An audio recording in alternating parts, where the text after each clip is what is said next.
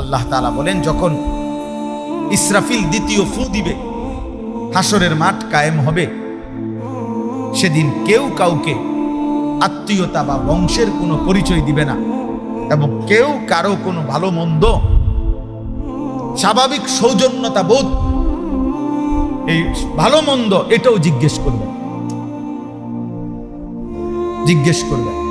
ওয়ালা ইয়াতাসাআলুন, কেউ জিজ্ঞেস করবে।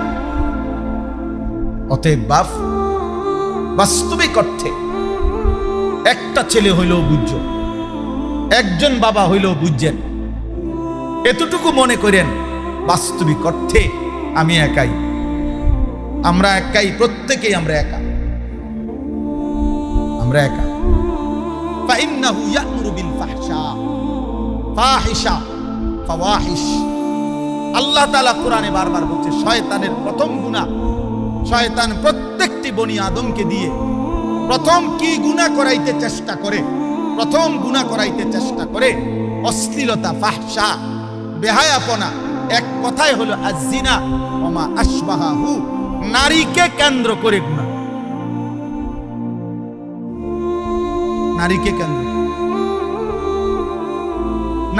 কেন্দ্র করে। এবার জওয়ান হোক, বুড়া হোক, নারী হোক, পুরুষ হোক, সুন্দর হোক, কালো হোক,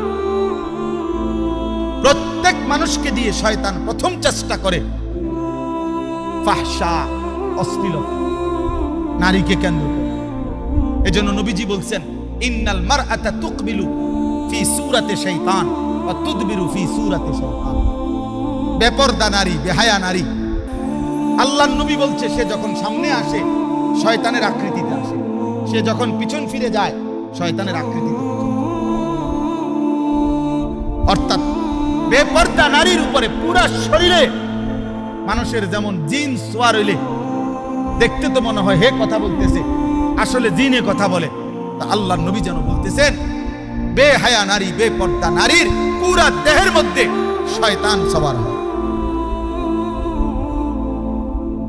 এই জন্য আল্লাহ তাআলা বলেন, শয়তান তার প্রথম আক্রমণ করে, প্রথম গুনাহের আমন্ত্রণ জানায় নারীকে কেন্দ্র করে। এই জন্য রাগ হবেন না। এই জন্য দেখা যায় শয়তানের রাস্তায় যখন কেউ চলে গেল, গুনাহের রাস্তায়, 60 বছরের বুড়া মিয়াও তখন বুড়া হয়ে গেছে, অসল হয়ে গেছে, কিন্তু চা দোকানে বসে বসে রাক্ষসের মতো চোখ বড় বড় করে নারীর ছবি দেখে, নাটক দেখে, সিনেমা দেখে। অথচ চাচা, ঘটনাটা কি? আমনের তো টেম্পার নাই, আমনের তো আর বয়স নাই, আপনি কিত্তেন অনুবেড়ি দেখেন? আপনি কেন এখন নাটক সিনেমা দেখেন?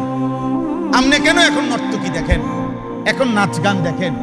মূল কারণ হলো, উনি যখন শয়তানের কাছে নিজেকে ধরা দিছে, এবার 900 বছরের বুড়া হোক, শয়তান বলবে, তোর বয়স 90 হোক আর 900 হোক, তোমার প্রথম দায়িত্ব হলো নারীর গুনাহ দেখা। ফাইন্নাহু ইয়া'মুরু বিল ফাহশা ওয়াল মুনকার। আর এরপরে বাকি গুনাহ আল্লাহ বলছে, শয়তান প্রথম চেষ্টা করে প্রত্যেককে দিয়ে কি করাইতে? নারীকে কেন্দ্র করে গুনাহ করা।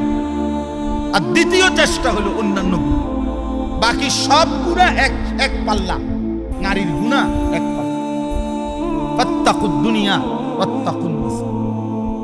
আল্লাহর নবী বলছে, পুরা দুনিয়ার সমস্ত ধোঁকা, ফাঁদ থেকে বেঁচে থাকো। আর আলাদাভাবে বলছে, এবং নারীর ফাঁদ থেকে বেঁচে থাকো। নারী যখন বেহায়া হয়, নারী যখন বেপরদা হয়, নারী যখন চরিত্রহীন হয়, নারী যদি নিজের ইজ্জত ভুলে যায়, সতীত্ব ভুলে যায়, তাহলে সেটা খুব বেশি দুর্গন্ধ ছড়ায়। সে তখন নিজেকেও নষ্ট করে, একটি সমাজকেও নষ্ট করে, একটি জাতিকেই নষ্ট করে। তাইলে এখন আসেন, এই 3 কথা হইল, আমি এরপরে তর্জমা বললে আমার কথা শেষ। 1 নম্বর কথা হলো, আমরা মুমিন, ঠিক না? আমরা মুসলমান, আমরা মুমিন। অতএব আমাদের ডিউটি আল্লাহর পক্ষ থেকে তাকওয়া। কি মানে? কি আপনারা বলেন, তাকওয়া মানে কি? গুনাহ বর্জন, আদেশ পালন। এবার গুনাহের মধ্যে প্রথম গুনাহ বান্দার দ্বারা যেটা করায় শয়তানে, সেটা হলো নারীকে কেন্দ্র করে। আর এটারই আরবিতে বলে ফাহশা, ফাহিশা। কোরআনের ভাষায় ফাওয়াহিশ, এটা বারবার কোরআন আল্লাহ বলছেন আমি 6টি নসিহত করেছি, তার মধ্যে একটা 3টি জিনিস আল্লাহ মানুষকে বিশেষভাবে নিষেধ করছে। এর মধ্যে 1 নাম্বারটাই হলো ইয়ানহা আনিল ফাহশা, অশ্লীলতা। অশ্লীলতা নারীকে কেন্দ্র করে, নারীকে কেন্দ্র করে।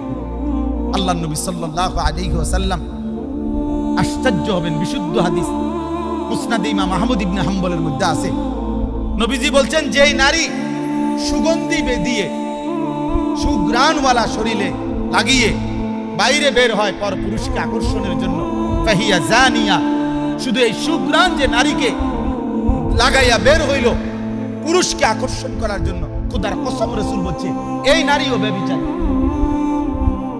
ফাহিয়া জানিয়া, এই নারীও ব্যভিচারী।